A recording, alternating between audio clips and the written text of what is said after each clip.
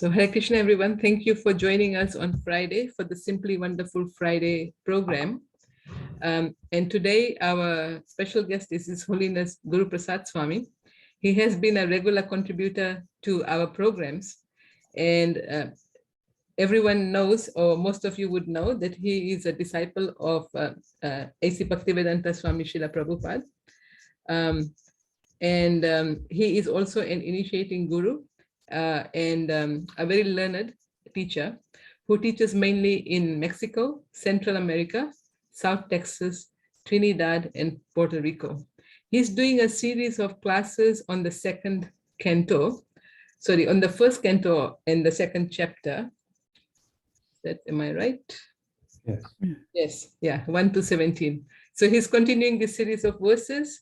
So he will start there. We would want to tell you that, as we said, that this meeting is being recorded, and there'll be some questions you can ask Maharaj after he's finished speaking. So thank you so much, Maharaj, and if you can please start. Thank you. And just see what happened to the verse here. Somehow or another it disappeared.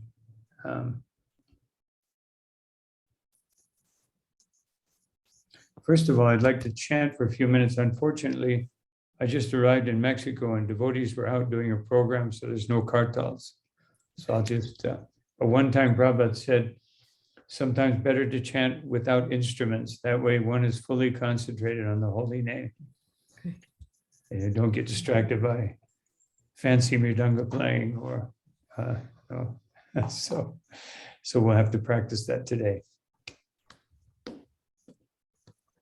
Namo Vishnu Padaya Krishna Prasnaya Bhutale Srimate Bhakti Vedanta Swami Iti Namine Namaste Saraswati Deve Gauravani Pacharine Nirvishesha Shunyavadi Paschatya Deshatarine Jaya Shri Krishna Chaitanya Prabhu Nityananda Shri Advaita Gadadhar Shivashari Gaur Bhakta Vrinda Krishna Chaitanya Prabhu Nityananda Shri Advaita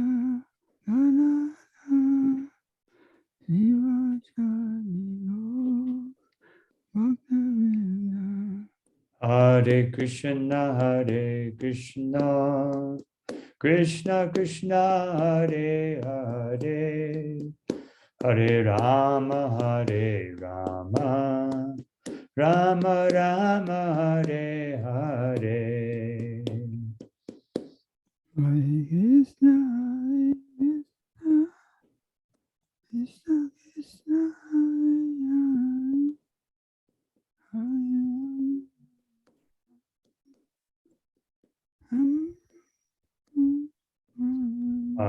Krishna, Hare Krishna, Krishna Krishna, Hare Hare, Hare Rama,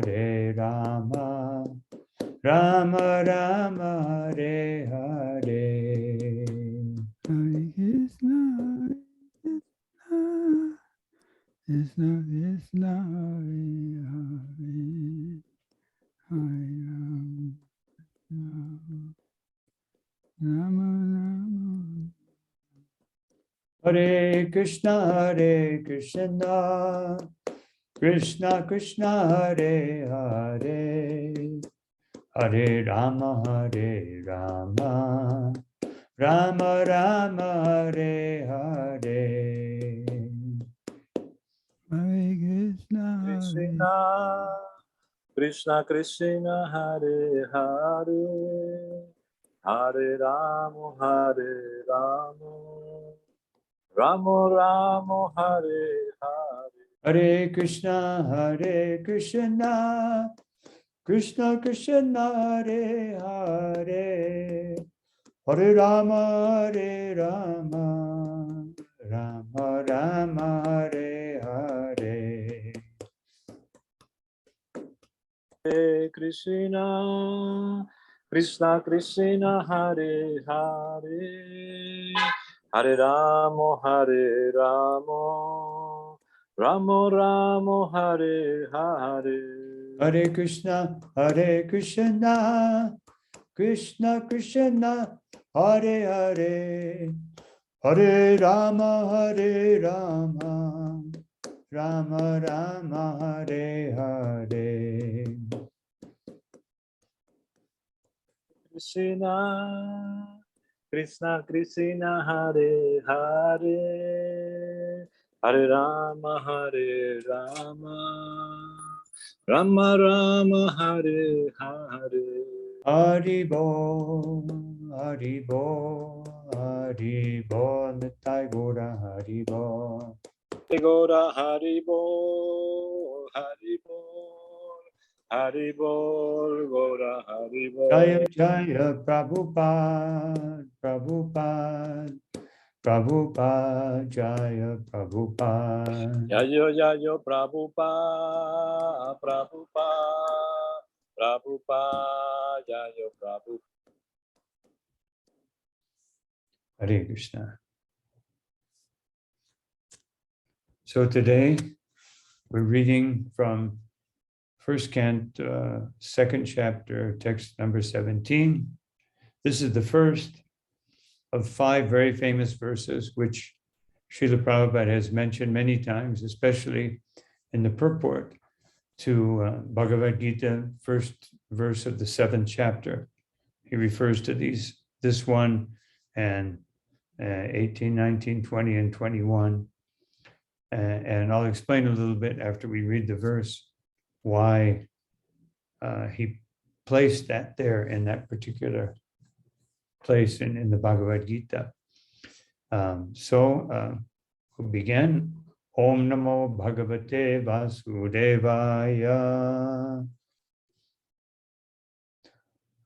Om Namo Bhagavate Vasudevaya. Om Namo Bhagavate Vasudevaya. Om Namo Bhagavate Vasudevaya. Om Namo Bhagavate Vasudevaya. So we'll read the verse and purport by Srila Prabhupada. Srnvatam sva-katha Krishna punya shavana kirtana vidyantasto hyabhadrani vidhunoti sursatam. Translation and purport by His Divine Grace Srila Prabhupada. Sri Krishna, the personality of Godhead, who is the Paramatma, Supersoul, in everyone's heart, and the benefactor of the truthful devotee, cleanses the desire for material enjoyment from the heart of the devotee who has developed the urge to hear his messages, which are in themselves virtuous when properly heard and chanted. The purport.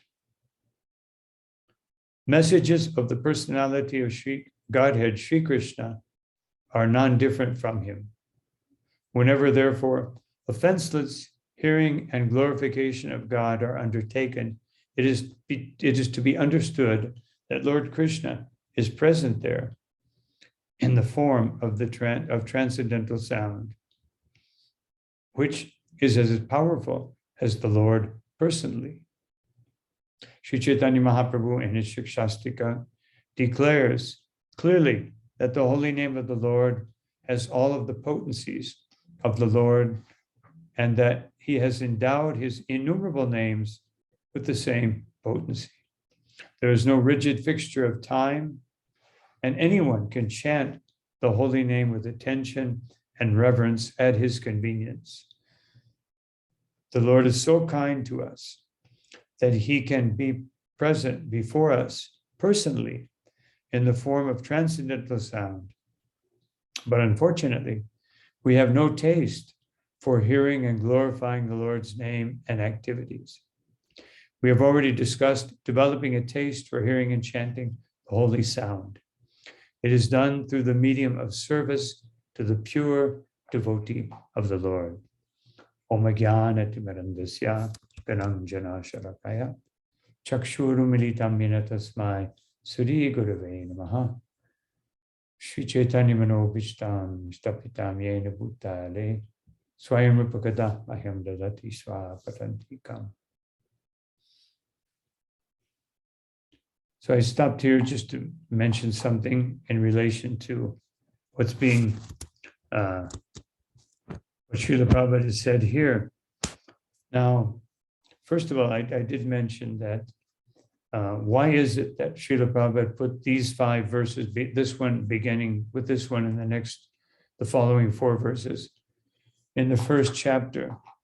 What that verse of Bhagavad Gita is Maya Saktamana Parta Yogam Yujam Madashrayaha. So Madashrayaha. Krishna is saying, how can you take shelter of me? How can you see me as the shelter of everyone? Now, of course, Krishna has just spoken about the yoga process in Bhagavad Gita in the 6th chapter. So he's beginning in the 7th chapter by saying, what should be the result of that yoga process? That Maya Sakta, that you should be attached to me, Anaparta, within your mind. Otherwise, your consciousness should be focused on me. And therefore, these verses, and even the previous verses, beginning with verse number 14, and coming up to, the verses that we've read recently, but especially beginning with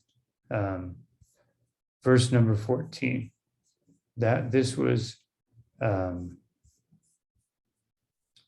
actually speaking about Shrutavyakritatavischa puja deyas pujas nityada, that one should always hear about Krishna, glorify Krishna, meditate on Krishna, and worship Krishna. So this is the beginning. And of course, Rupa Goswami has given us a progression. And that progression is that we start with faith. So this is how we get faith. One-pointed mind. Otherwise, we have to learn to concentrate. People who take yoga seriously, they concentrate on, usually on Brahman, on the divine energy, the unlimited light, but there has to be focus. Just like to do anything, to do a job, to do anything, especially if you're a carpenter, you remain focused. Otherwise, you end up without a thumb. So this focus. But here, what is that focus? Bhagavan Sattvatam Bhati. Going back to that verse, Bhagavan Sattvatam. Sattvatam means the devotees. The Lord, who is the Lord of the devotees. Why should we focus on, there's so many things to focus on? Because he is the Lord of the devotees. And then in the next verse, this is where so that verse refers to establishing faith, some meditation on Krishna, some hearing, some chanting. Otherwise, you heard a Harinam, you received a book. Therefore, there's some kirtan, there's some shravanam and kirtanam. You got prasadam, so you got some taste. This is the Ado Shraddha that Rupa Goswami is referred to. This is what Jiva Goswami and Vishwanath Chakravarti Thakur, they point to these verses. But this is actually where Rupa Goswami took this progression from. That when you show faith, then by the association with devotees, what happens? Chinyanti kovidas tasya karma granti nibandhana. You cut the knot of material existence. So that is sadhu sangha. And then the verse we spoke about last time, Shushusho Shradhanasya, by hearing very carefully from about sva-katha, messages about Krishna, ruchi, and how do we get a taste for that? How do I not just see it as my duty? I should come home, even though after work I'm tired, but I'm just going to pick up the Bhagavatam. No, to make that hearing tasteful and pleasurable, because everyone's looking for pleasure. Anandabhaya Vyasat. We're all looking for pleasure. And so Srila Prabhupada said, speaking on this particular verse that we're considering today, that everyone's looking for pleasure, but they're looking in the wrong place. Pleasure can only be perceived with consciousness. So, Syan Mahat Sevaya Vipara. This is what Srila Prabhupada referred to in the last line of the first paragraph that we just read.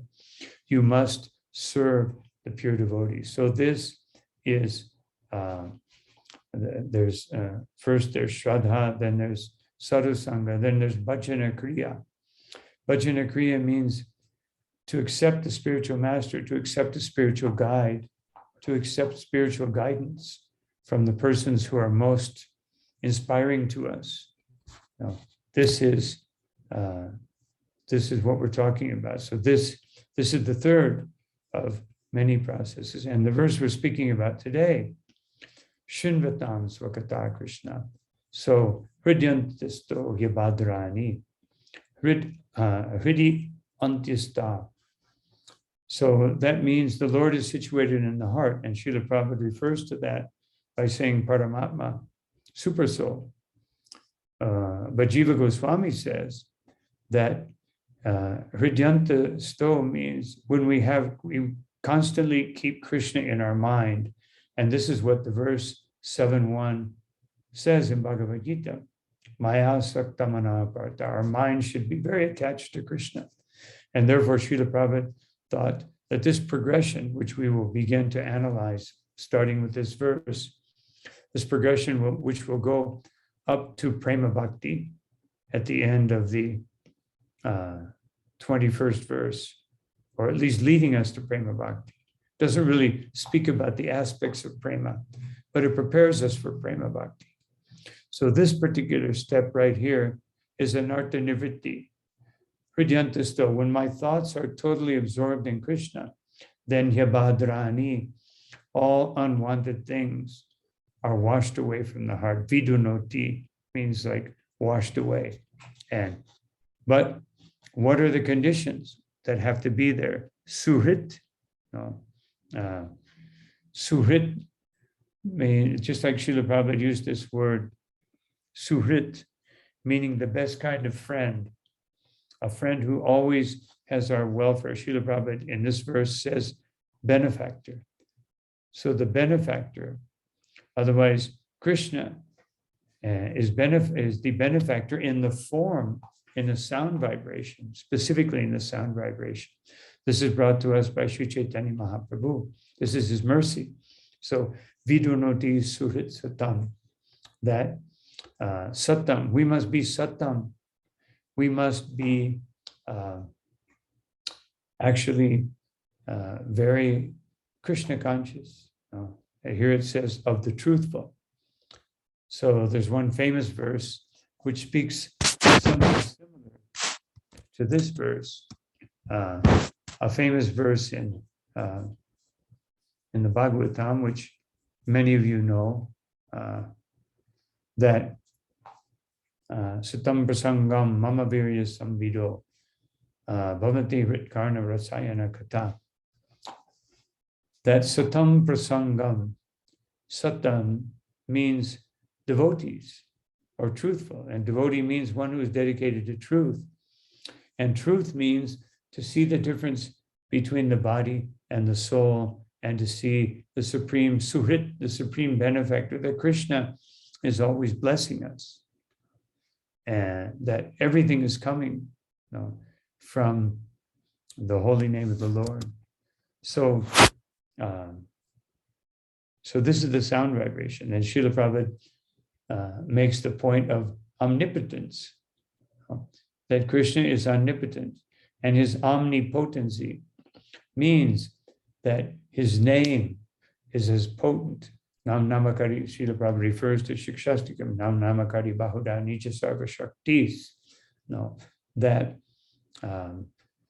his omnipotence means that his name, his form, everything about him has to do with truth, with the absolute truth and absolute blessing and benediction. And we'll get into that a little more as far as even his will is totally absolute. So this, I wanted to go back just to establish that progression that we're actually going through here. And I didn't want to do it before because I wanted to arrive at this verse. So now at this verse, we're speaking about anartha nivritti. And of course, in the Guruvastakam, that we say samsara dhavanala alida loka tranaya karunya gana ganatvam. That the spiritual master is blessing us. And the Shikshastikam in the beginning, Chetutarpana Marjanam, Bhavamaha Dvagni Nirapanam, the two steps to actually getting the taste. First, we begin to cleanse the heart. This will be brought up in the next verse with the word prayashu, and we'll discuss that when we discuss the next verse, meaning almost everything is cleansed. So there's various meanings and understandings to that, but we'll get into that later, next time.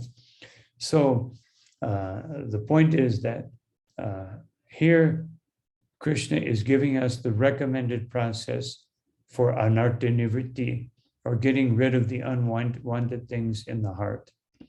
And that process, shravanam kirtanam. Now, he says, punya shravana kirtana, srnvatam sva-katha. So, punya, the most virtuous. It means actually the most virtuous. What does Srila Prabhupada say here? He says virtues, but he says that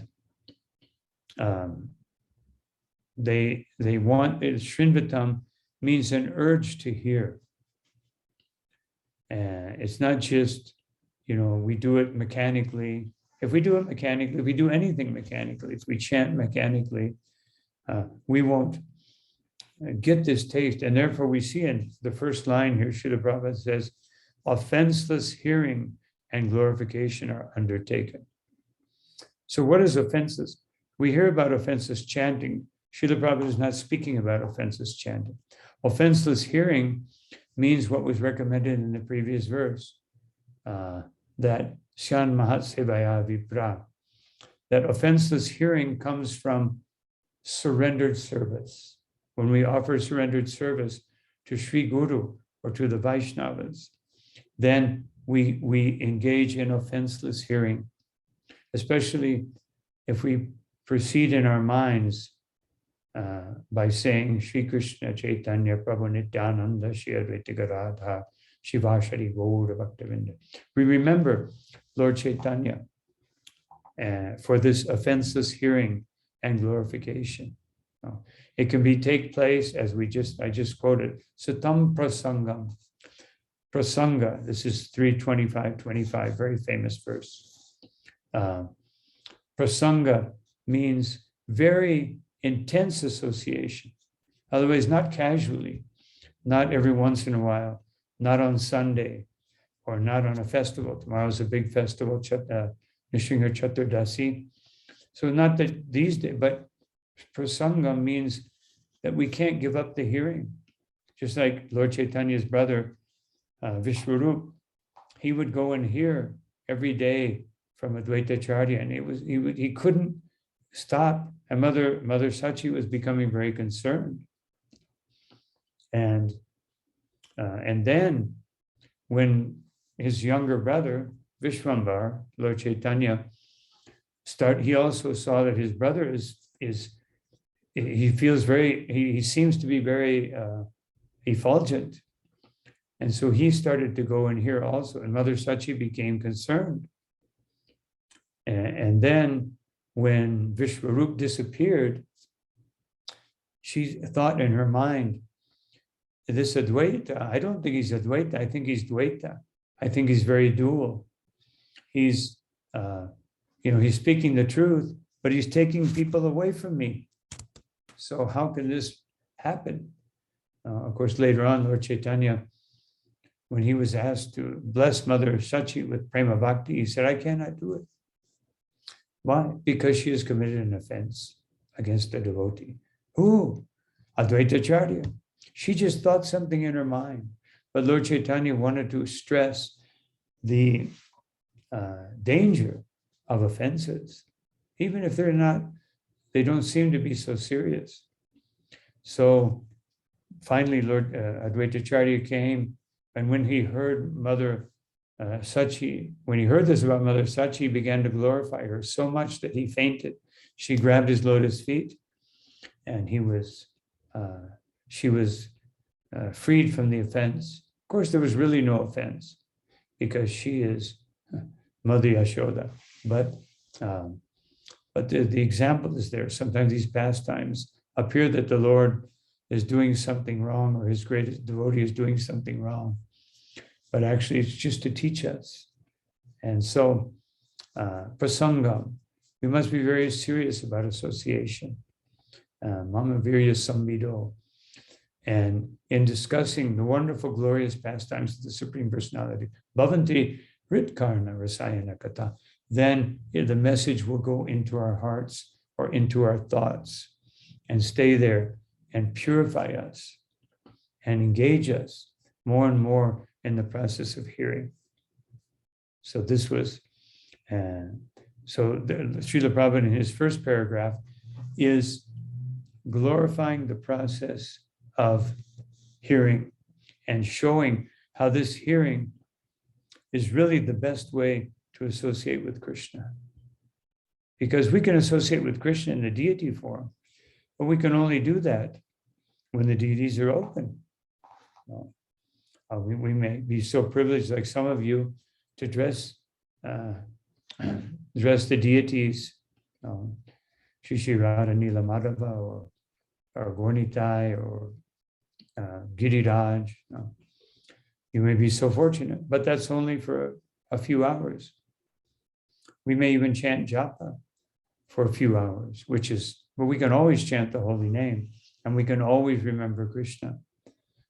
Especially Vishwanath Chakravarti, he says, the purpose of this verse is to establish the process of remembrance. And of course, that's given back in verse number 14, Jaya Puja. In order to worship Krishna, there must be Jaya, it must be done with meditation. Otherwise, even if we're offering artik, it should be done with a meditation, meditating on the beautiful limbs of the Lord, meditating on his mercy, meditating on his aspect of surit, of being the benefactor of all the devotees. So many wonderful meditations, offering these natural elements to the Lord for his pleasure. So this has to take place. So then Srila Prabhupada continues, the Lord is reciprocally respondent to his devotees. When he sees that a devotee is completely sincere in getting admittance into the transcendental service of the Lord and has thus become eager to hear about him, the Lord acts from within the devotee in such a way that the devotee may easily go back to him. The Lord is more anxious to take us back into his kingdom than we can desire. Most of us do not desire to go back home, back to Godhead. Only a very few men and women, of course, want to go back home, back to Godhead. But anyone who desires to go back home, back to Godhead, Sri Krishna helps in all respects. I would just like to say something about this paragraph, that, of course, Srila Prabhupada says here, he reciprocally responded. So that refers to Krishna speaking, in the 4th chapter of Bhagavad Gita, where he says that to whatever degree someone surrenders to me, I reciprocate. So this is very important because we're talking about serving pure devotees and serving them in a very intense way, Shushusho Shradhanasya, as it says previously, to be fully absorbed in hearing from them, not just and having a taste for hearing what they have to say. So to get that taste, there has to be a higher degree of surrender. But if there's a lower degree of surrender, we can understand some other things from here, especially because Srila Prabhupada said in the beginning of the first paragraph that offenseless hearing and glorification. So now he's saying that he will reciprocate. So if you really want to go back home, back to Godhead, if you really want to get, serious about Krishna consciousness, then of course, this is also spoken about by Rupa Goswami.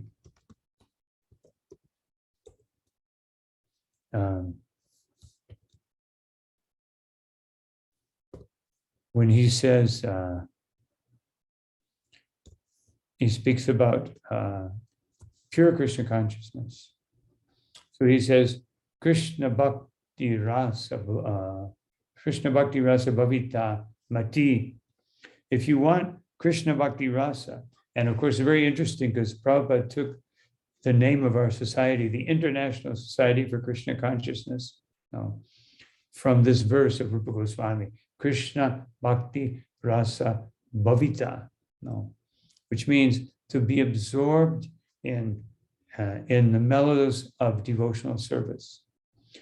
And that's what International Society for Krishna Consciousness, otherwise Prabhupada took this term Krishna consciousness, which in Sanskrit would be Krishna Bhakti Rasa Bhavita. Whoever wants to attain this state of Krishna Bhakti Rasa, of having a taste for Krishna Bhakti. So what do you have to do? Kriyatam yadikuto pi labhyate. You have to pay the price. And what is the price? Tatralolyam apimulyam apikalam. There's only one price, which is laulyam. You have to be very desirous. And being very desirous means what we just spoke about. Keep the mind focused on Krishna, one pointed, steady, Davasyatmika buddhir ekeha kuru nandana, focused, fully focused on Krishna. Then janmakoti sukritir nalabhyate. This cannot be had by thousands and millions of births in the material world. It can only happen when one really is eager, as it says here, eager to hear about him. The Lord acts from within. Now, if we're not so eager, the Lord acts also. As Krishna says, Mama Vartmanu everyone follows me in all respects.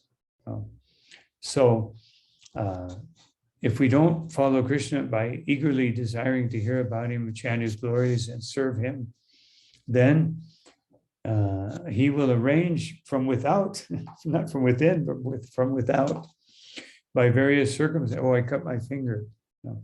Because it's interesting that Prabhupada says most of us do not desire at all to go back home, back to Godhead.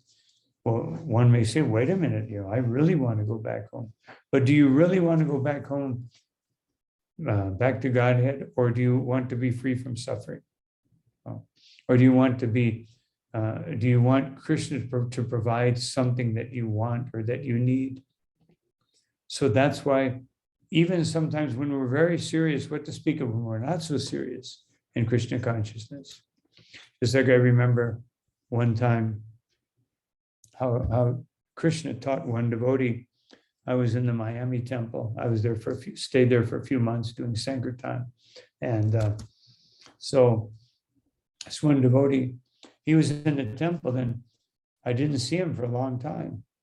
Then one morning I was taking a morning walk and I saw him with a surfboard. I was taking a walk on the beach and he was going into the ocean. And so I said, Prabhu, I haven't seen you for a while in the temple. And he said, yes, I guess I'm a little bit in Maya. I said, well, anyway, Krishna will help you. And the next day, all of a sudden, about 8 o'clock in the morning, he came running into the temple. His leg was bleeding, and he jumped in front of the deities at full dandavats, said, Krishna, please take me in your service. What happened? He was surfing and he got bit by a shark. Luckily, the shark hit more of the board, just cut him a little bit.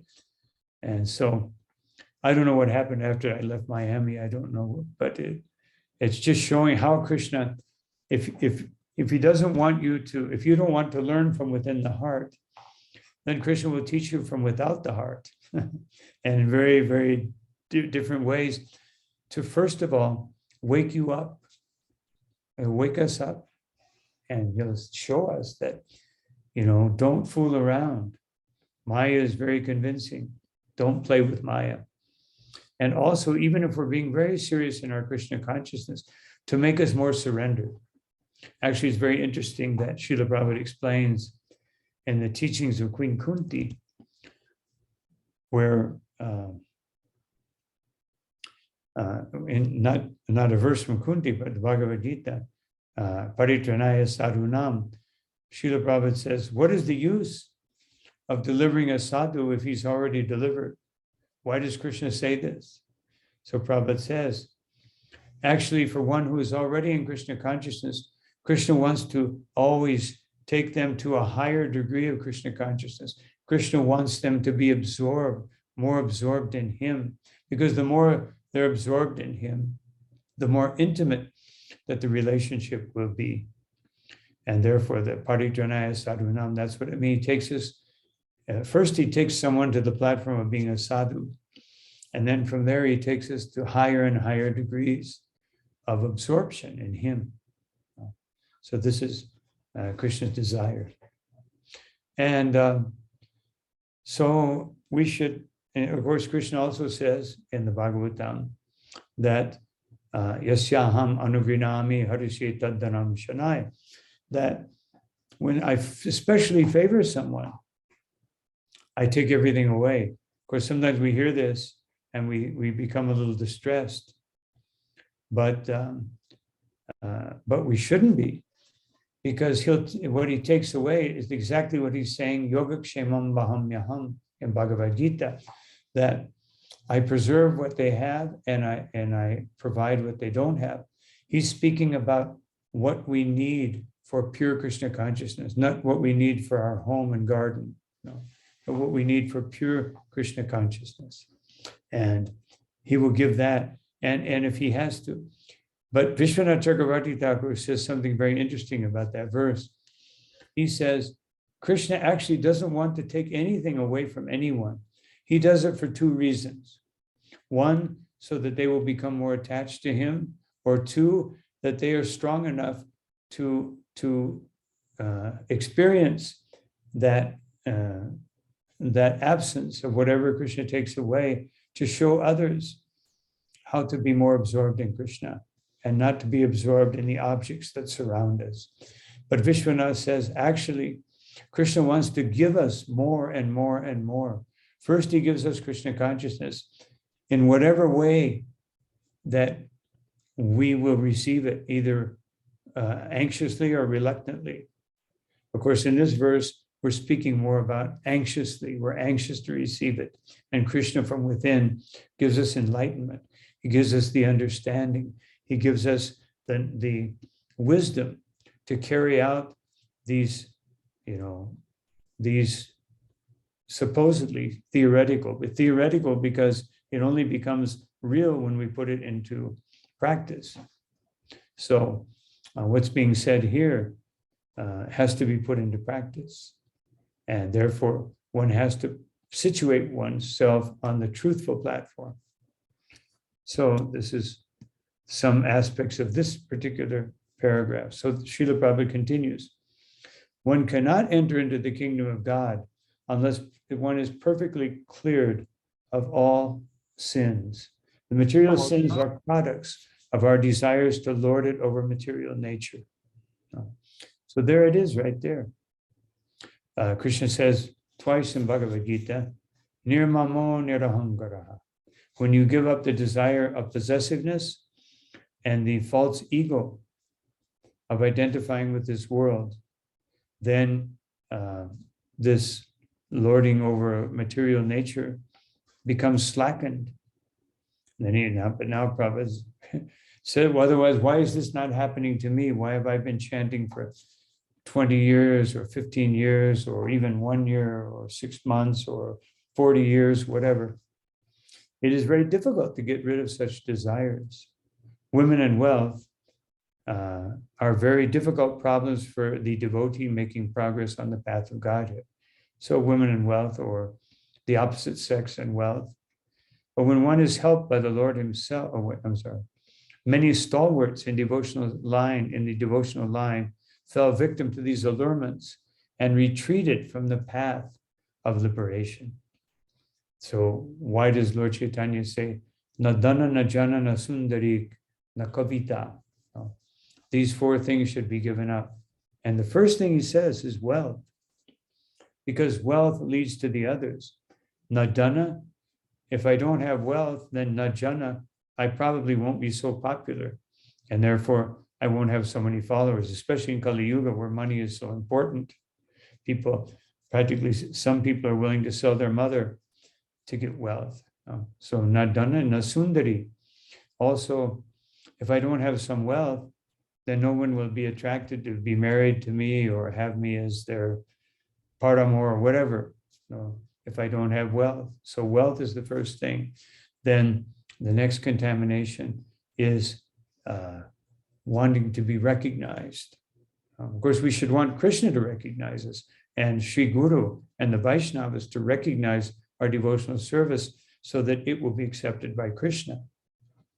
But we don't want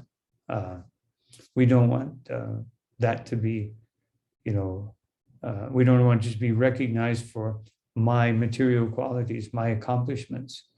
Rather, to be recognized, that means that they accept my service. One is helped by the Lord himself. The whole process becomes as easy as anything by the divine grace of the Lord. Of course, Srila Prabhupada and many of us give the example. If you're playing a musical instrument, in the beginning, it's very difficult. It's not natural. It's not easy. But once you learn to play, it's very easy. So once we become attracted to hearing about Krishna, then Krishna consciousness becomes very easy. It's no more a process, but it is a wonderful relationship and service and reciprocity that I have with Krishna. So we'll read the last paragraph. To become restless in the contact of women and wealth is not an astonishment, because every living being is associated with such things from remote time, practically immemorial. And it takes time to recover from this foreign nature. But if one is engaged in hearing the glories of the Lord, gradually he realizes his real position. By the grace of God, such a devotee gets sufficient strength to defend himself from the states of disturbance, and gradually all disturbing elements are eliminated from his mind. So here, in this last paragraph, Srila Prabhupada has affirmed that this is the process of anartha nivritti. Anartha nivritti is the point, so to speak, the point of no return, or the point of return for most people. Otherwise, giving up unnecessary things is very difficult.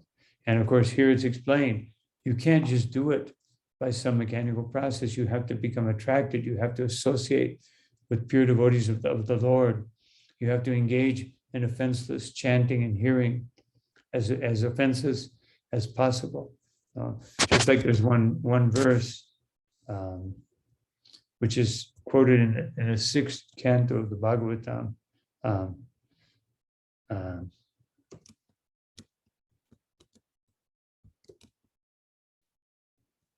I'm trying to remember it now. Nama Parada.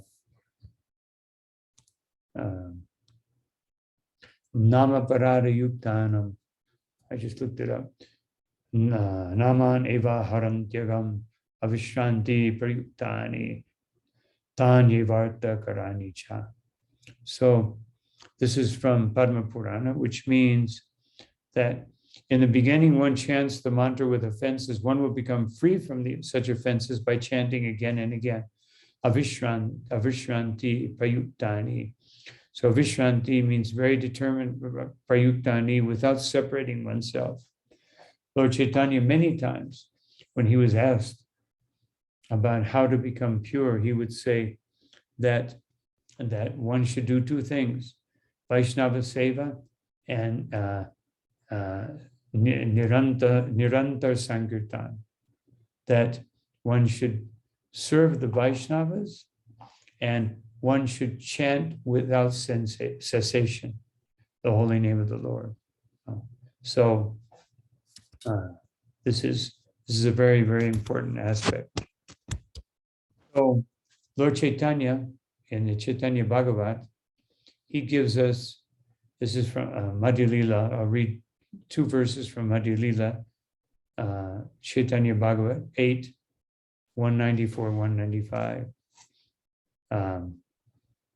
Ya nama Valmiki haila tapudana, ya name ajamil paila mochana, chara nama shravane samsara bandha guche, hena prabhu avatari kali yuge nache.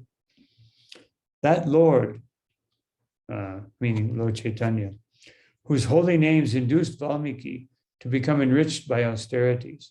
Otherwise, the holy name was so powerful that it engaged Valmiki in austerities.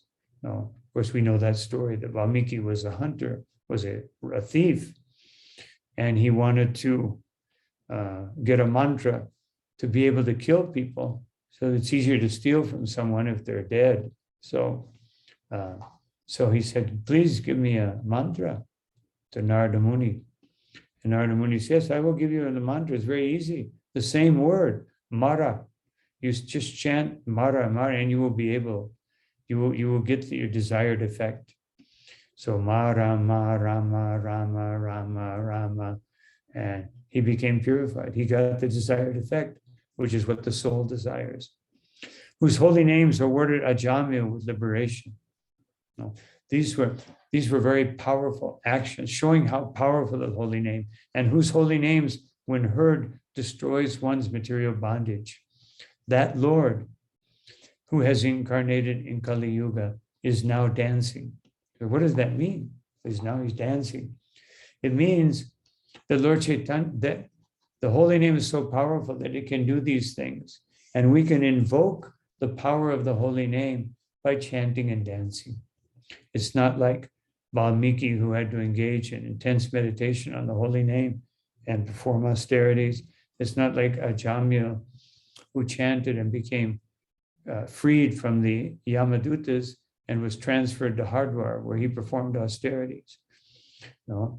But that holy name, which will destroy the bondage within the heart, is now being given to us by Lord Chaitanya in a very simple process. We chant and dance in ecstasy, we take prasadam, and we get the same effect.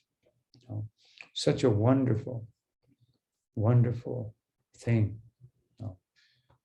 As it says in the first chapter, first canto, first chapter, that yad parasamshaya sutta munaya prashamanaya, that sadhya punyan yupashvishtaha swardun yapo nu sevaya.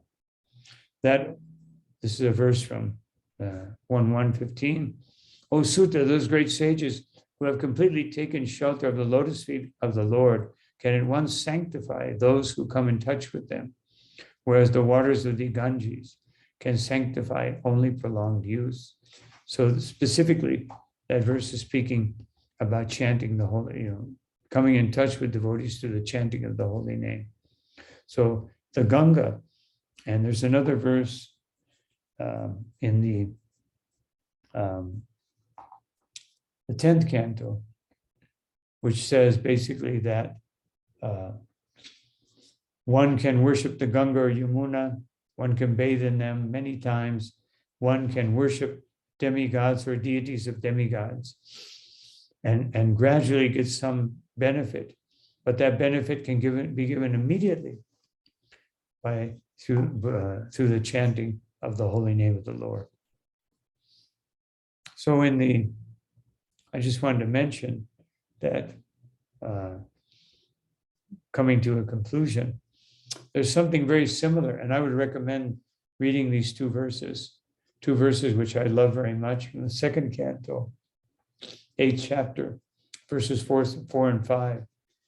Srnvatam svadeya nityam grinitas tva sracheshtitam kalena neti durgena Bhagavan Vishame Hridi, which means that if one is very sincere, srnvatam shraddhaya, if one hears with faith, that means if one was very sincere about hearing, and grinitas cha shrashtitam means if one is very sincere about hearing, and if one is very serious about putting that into practice, then in a very short time, the Lord will manifest in the heart.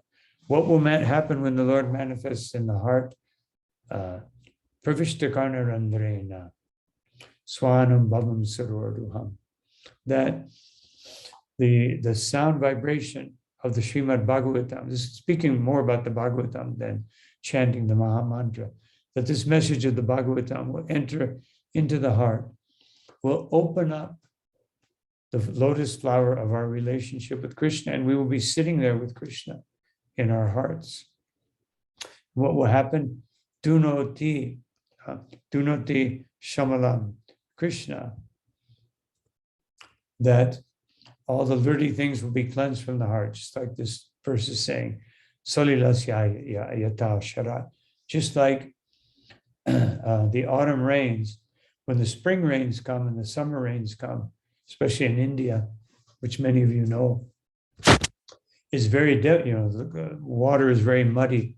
But when the autumn rains, the last rains come, they're very soft and the river becomes very clear. So, and what it basically means is in the beginning of the purification process, in the beginning of the anartha nivritti process, where you're trying to get rid of these things, the waters may be muddy. You may feel the effects of things being stirred up within the heart. But if we continue to hear and chant faithfully, which is what we're doing, Srila Prabhupada said this, he said one time, he said, this is what we're doing in these classes. We are hearing and chanting. This is Krishna Katha. There are two kinds of Krishna Katha. One is speaking on Bhagavad Gita, where Krishna is speaking, and another one is Krishna Katha, hearing about Krishna. So either Krishna is speaking or we're hearing about Krishna. And the two main literatures which establish this are Bhagavad Gita and Srimad Bhagavatam, and further intensified by by Chaitanya Charitamrita, Nectar Devotion, all these wonderful works of our acharyas.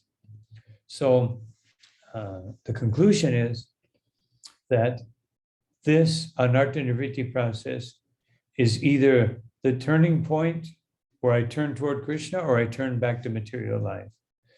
It's very difficult. As I said sometimes, oh Lord, please take away all my desires, but not this one.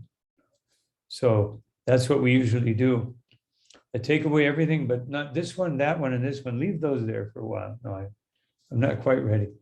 So that's not what's being discussed here. If we want to complete the process of anartha nivritti, cleansing the heart, we have to have full faith and full recognition and full cognizance and full consciousness that when we're chanting the holy name or when we're sitting and hearing the Bhagavatam or Bhagavad Gita, that here is Krishna. Just like one time, and I'll conclude with this, one time one man was arguing with Srila Prabhupada, as happened many times, excuse me.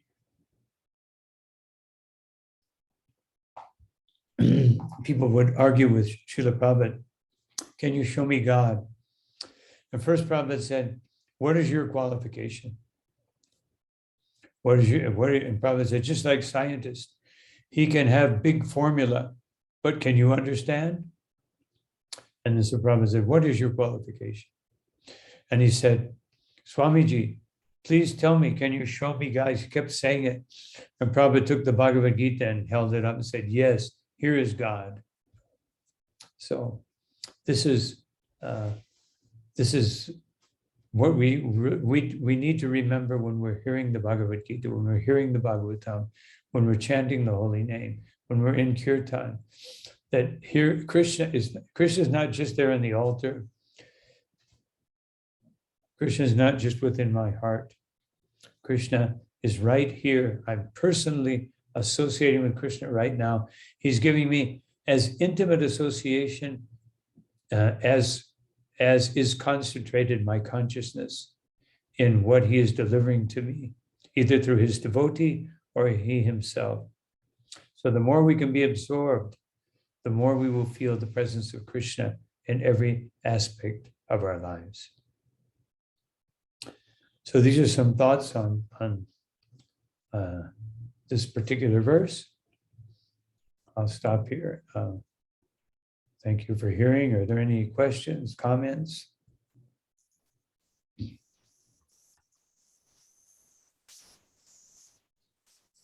Thank you so much, Maharaj, for unpacking the verse so beautifully, bringing out all the different points. Happy to serve. You can put your virtual hand up, or you can unmute and speak if you'd like to ask questions or make comments. Bhagavan Narada Prabhu, you can unmute. I see Bhagavan Narada. Yes. Has his hand. Hare Krishna, Guru Maharaj. When presenting and giving Krishna consciousness to others, especially like newcomers or even devotees, sometimes we can overextend ourselves, right? And we end up with, we try to give lovingly and so forth, but we end up actually pushing the person away even further. And then it may even affect us to where we're seeing that we're not getting that reciprocation from them. Like, have you ever noticed this? Or what are your thoughts on this concept of like balancing, where we have to kind of almost play the bait and hook game, where we give, but we don't overgive, and we allow them to come at the same time, on their own accord. Yes. Without being forceful or fanatical, when I say giving, I just mean like maybe going out of our way here and there lightly. And then I've noticed this.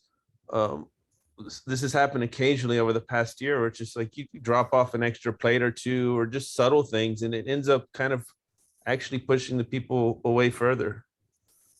Well, of course, we can consider in relation to this the ninth offense against the holy name, which is otherwise you reveal too much too quickly. Now that doesn't. So yes, it's true.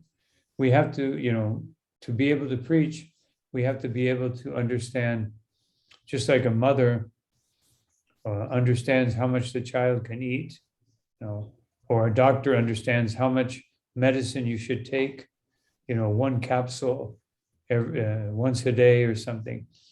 You might think, well, let me cure myself quickly. Let me just take the whole bottle.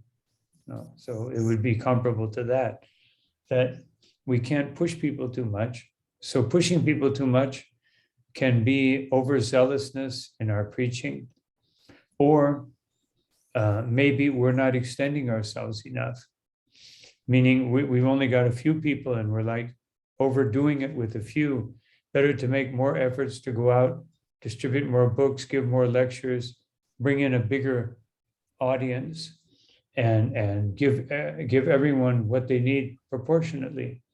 Srila Prabhupada encourages us to preach, and we have to expand our preaching field so that we can preach on different levels, which will be satisfying to our spiritual progress. Otherwise, we are, the more we hear from Krishna and the more we hear from Bhagavatam, we naturally want to speak these points.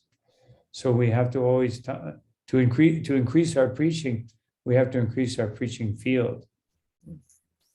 So yeah, all these things are factors. And sometimes it's just a false ego that sometimes we like people to think that, or to have the impression that we're knowledgeable. And so our false ego kicks in and we try to do too much or say too much. You know, it might be being overly compassionate, or it might be a little bit of false ego, or it might be a mixture of all these things. But the main thing is, if we're anxious to preach, try to expand more and more, try to include more people in our preaching field. And then you spend more time with the ones who are anxious to continue to advance. And who can you tell who those people are? The ones who ask the most questions. So as they, like you say, I don't know if you want to call it like bait and catch, but more like just when we see inquiry, then naturally we're inclined to serve more. When we don't see inquiry, let them take prasadam, let them chant. It may, you know, some people it takes years and years just to have a remote desire to advance the Krishna consciousness.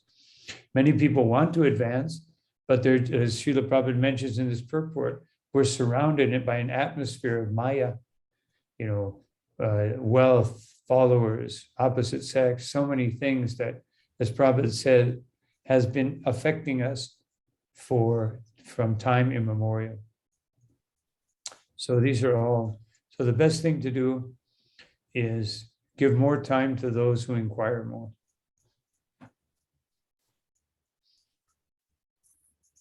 Thank you. Hare Krishna. Anyone else? Okay, here's a question in the chat. How to stay free of the offenses against devotees, and how to deal if we find any devotees committing offenses? Well, to stay free from offenses, the best way to do it is to serve. Just like someone asked me the other day, how can I learn forgiveness? And I said, very easy. You find the person who you care for the least and serve them faithfully. That's how you can develop. Person who you don't care for at all, serve that person very sincerely. So Lord Chaitanya said that to be free from offenses, one should always be serving the Vaishnavas and always wanting to serve the Vaishnavas, and always see, as Skanda Purana mentions, always be happy to see the Vaishnavas. And as Rupa Goswami says, Manasadriyeta, always at least offer sincere prayers in the mind and in the heart, you know, to everyone who's a Vaishnava. And of course, Lord Chaitanya says, Amani Namani Dena, to respect everyone as a spirit soul and to not look for recognition. Then it becomes relatively easy, because generally offenses are generated by false ego and by envy. Otherwise, our false ego makes us think, I have these designations, I have these positions, and let everyone else know them. And if somebody has better position than me or better qualities, then I should show how I'm superior. And that's how we commit offenses. And what do we do about devotees if we see people committing offenses? Well, if we have a friendly relationship, or if they respect us, we can say, please, Prabhu, or please try to be more careful. I noticed that you said this is not so good.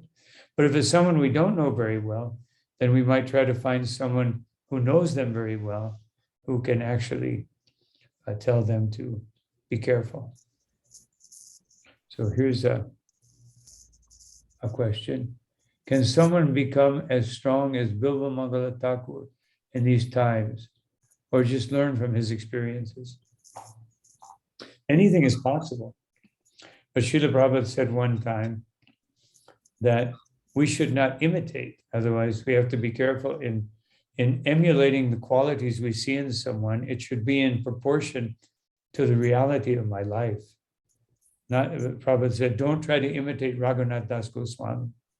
Otherwise, just try to eat a palmful of hen. There was one devotee who did that, and he almost left his body. He was trying to eat, just sleeping 2 hours a night and, eating a palmful of food, and he almost left his body. He was so, so weak. And so that was imitation. When we see Bilba Mangala Thakur, what can we see from there? That there's danger even up to the stage of Baba Bhakti. Therefore, we should be very careful. This is what we learn from Bilba Mangala Thakur. Also, don't be distracted by the material sense objects, which are always going to be around us. Keep our mind and our thoughts and our actions focused on Krishna and pleasing Krishna. And we can learn from Raghunath Das or any Vaishnava certain qualities, but it doesn't mean we try to take it to that degree. If we're able to take it to that degree, then, that's very wonderful. Then, that means Krishna has blessed us in a very special way. But if we're thinking, I want to be like that, I want to do like that, we should simply think, let me serve Bilba Mangala Thakur, let me serve Rupa Goswami through the parampara, let me serve my Guru Dev. As Srila Prabhupada said, don't try to become a greater Paramahansa than your Guru Maharaj. So this is a very important thing. Just try to remain a fool before one's Guru and try to sincerely serve. So someone is asking to elaborate about why offenses are so dangerous to spiritual life. Is there a reason? Is there a reason? It is the very first offense. So speaking about offenses against devotees, yes.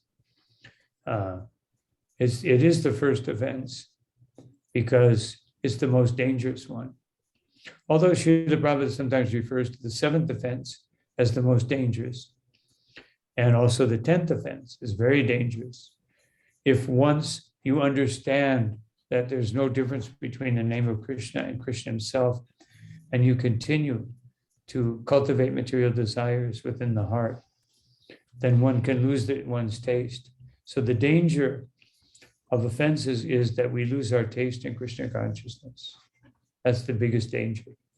And any of the offenses, but of course the most dangerous offense is really inattentive chanting, which it leads to other offenses. If we're not chanting, if we're chanting very sincerely, very carefully, it's almost guaranteed that we will be able to avoid the other offenses. And as I just read, Namaparada Yuktanam, that when one is engaged in offenses, Avishranti Prayuktani, one has to very sincerely and very constantly chant the holy name, thinking that I want to give up this offensive platform. So there's a second question here. How do we know we are committing an offense? What constitutes offense? Well, that's why the offenses are spelled out.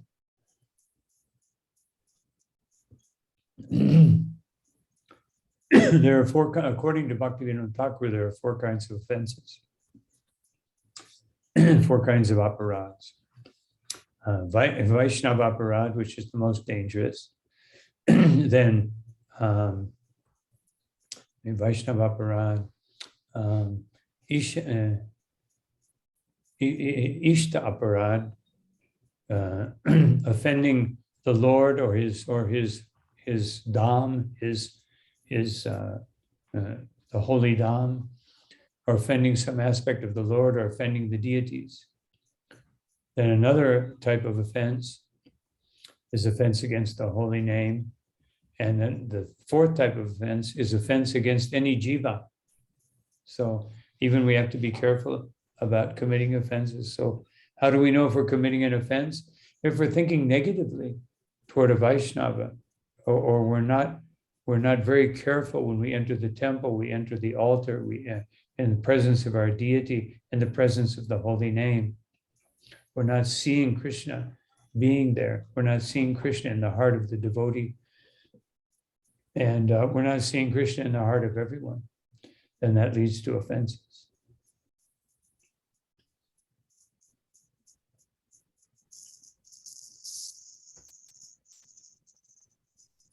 So, any other question? Yes. I have a question. Something came to mind. I'm seeing some younger devotees and even other like ISKCON temples now that invite sannyasis from other camps to give Bhagavatam lectures for like a week. I saw this recently, and we're speaking about like offenses towards devotees.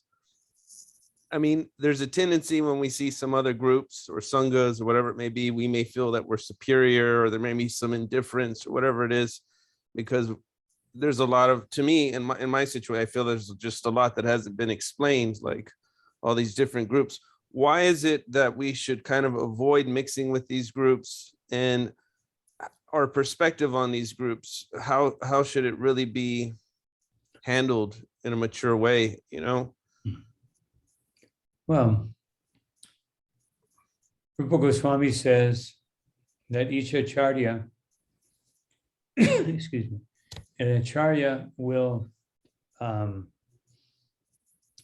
always agree on the principles of Krishna consciousness, which means one must surrender to Krishna, one must, all the basic things that Krishna says in Bhagavad Gita, we all accept. But the details may be very different. How many rounds you should chant, what kind of service you should do, what kind of mantras will be given in Gayatri. Just like, I'll give an example that happened to me. I was sitting with a Vaishnav, so to speak, God cousin, disciple of one of Prabhupada's disciples. And we were talking, we just met, we happened to meet in a place where, a natural place of, what do you call it? Hot springs. So we went there after Rath Yatra, the day after Rath Yatra, I met him. We sat down and I said, and he's very appreciative. This Swami is very appreciative of Srila Prabhupada. So I said, Prabhupada says, that we have to establish Varnashram. He said, no, Varnashram is impossible.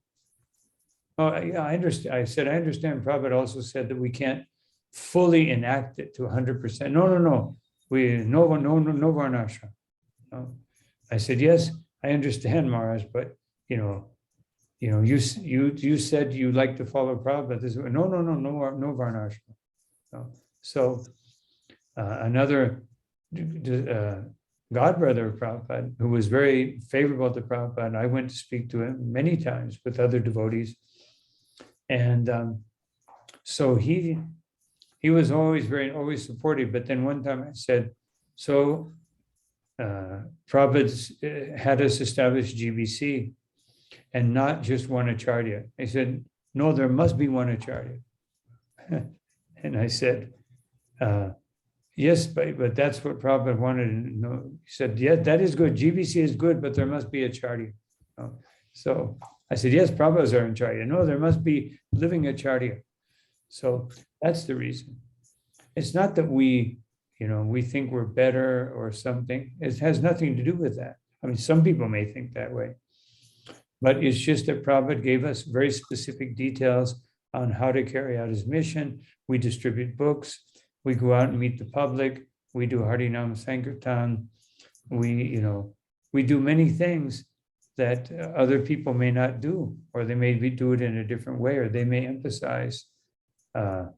Just like one of Prabhupada's godbrothers who I met one time, he emphasized deity service. That was like his emphasis. And practically speaking, all of his disciples were engaged in very intense chanting and deity service. But that was his move. So that's what it means by details. So, I don't know about having a Swami from another, group giving classes for a week. We can discuss that afterwards, but, sometimes we do things together.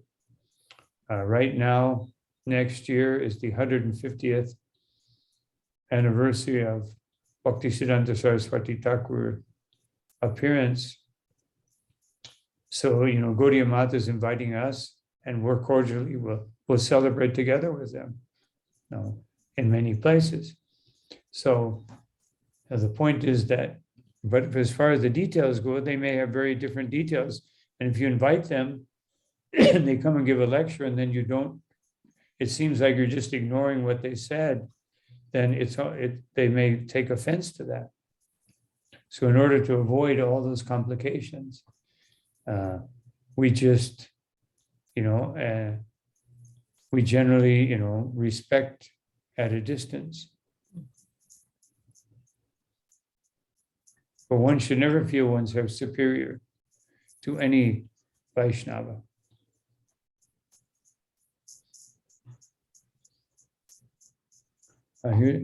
Here's a question. What is the best way to counteract the effect of an offense? Well, the best way, if it's a Vaishnava offense, Vaishnava aparad, is to go to the Vaishnava and ask for forgiveness. And Lord Chaitanya said, if that Vaishnava is not available, then you offer obeisances to all Vaishnavas and you offer them service. Every Vaishnava you meet, you offer them some service and you constantly chant the holy name.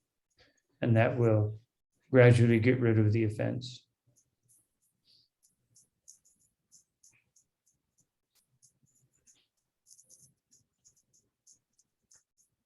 Of course, sometimes it's difficult to always chant the holy name.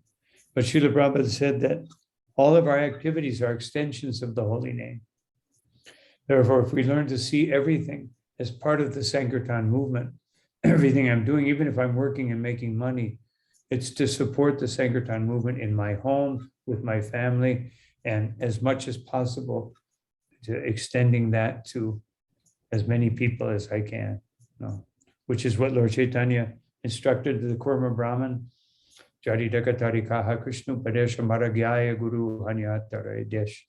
He said, being a guru is not very difficult. You simply invite people from your neighborhood, next door neighbor, come and have dinner. Just like the other day, some people, I was walking and one lady who I see every day walking when I'm in Texas, she said, "Oh, you live up here. Would you like to come over for dinner?" And I said, "Well, I'm vegetarian and I'm vegan, so oh yeah, it may be a little difficult." I told her, "Well, maybe sometime you can come." And then I have to invite the lady to sometime come and take prasadam, and then explain a little bit. So that's how we can incessantly chant the holy name, always be engaged in the Sankirtan movement.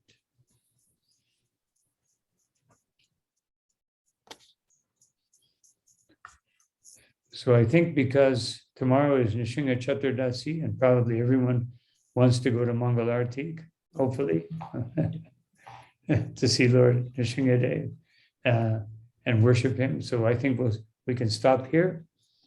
Thank you all very much for your kind attention and for engaging me in service.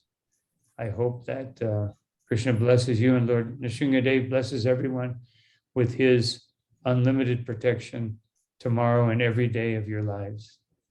Hare Krishna. Srila Prabhupada ki jai, Ananta Koti Vaishnava Vrinda ki jai, Nitai Gaur Premanandi. Hare Hare Bo. Hare Krishna. Thank you so much, Maharaj. And Prabhupada ki jai. Hare Krishna.